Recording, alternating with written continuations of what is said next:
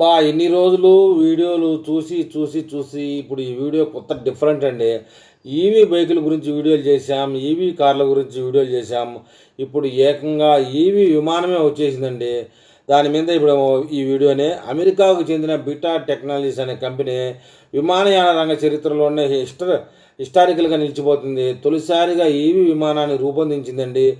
130 కిలోమీటర్ల దూరాన్ని రూ. 694 ఖర్చుతోనే సాధ్యమైంది. అమెరికాలో మొదటి ప్రయాణం అయితే సక్సెస్ చేసేసింది. ఆలియా CX-300గా ఆ విమానానికి నామకరణం అయితే చేశారు.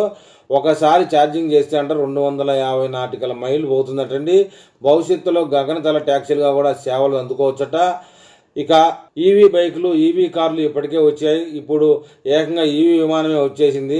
అయితే బీటా టెక్నాలజీస్ అనే కంపెనీ విమానయాన రంగ చరిత్రలో కనుక్కోవడం అనేది గొప్ప విషయం. ఈ విమానాన్ని రూపొందించి విజయవంతంగా నడపడం కూడా అయిపోయింది కాబట్టి అమెరికాలో ఈస్ట్ హ్యాంపెస్ట్ నుండి కెనడీ విమానాశ్రయం వరకు 4 ప్రయాణికులతో ఇటీవలే నడిపించి చూశారట.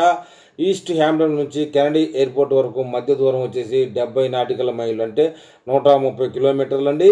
ఈ దూరాన్ని ఆలియా ఈవీ విమానం వచ్చేసి 30 నిమిషాల్లో అధిగమించింది అని చెప్తున్నారు.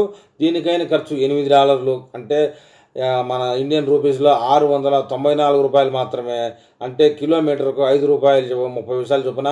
సాధారణంగా ఈ దూరానికి అయితే హెలికాప్టర్లో ప్రయాణిస్తే కనుక $13,885 అవుతుందని అంచనా వేస్తున్నారు. దాంట్లో 20వ వంతు కూడా ఈ ఈవీ విమానంలో ఖర్చు కాలేదట.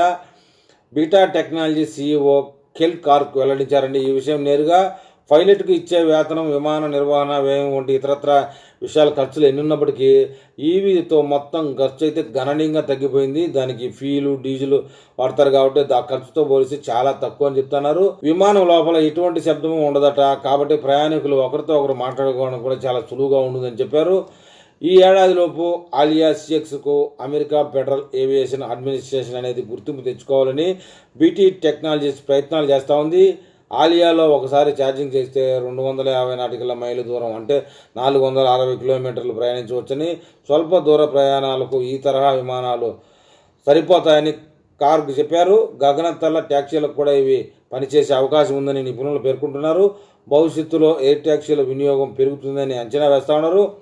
అయితే ముందుగా వీటి వినియోగం 2028లో అమెరికాలో లాస్ ఏంజల్లో జరిగే ఒలింపిక్స్లో క్రీడా విమానాలు నగరంలో జరిగే ట్రాఫిక్ చిక్కుల బారిన పడకుండా ఎయిర్ ట్యాక్సీలుగా నడిపేందుకు ఒలింపిక్స్ కమిటీ ఆర్డర్ ఏవియేషన్ అనే సంస్థతో ఒప్పందం కుదుర్చుకుందంటే ఇప్పటికే. అంటే 2028లో ఇవి అమెరికాలో ట్యాక్సీ రూపంలో కనబడతాయి.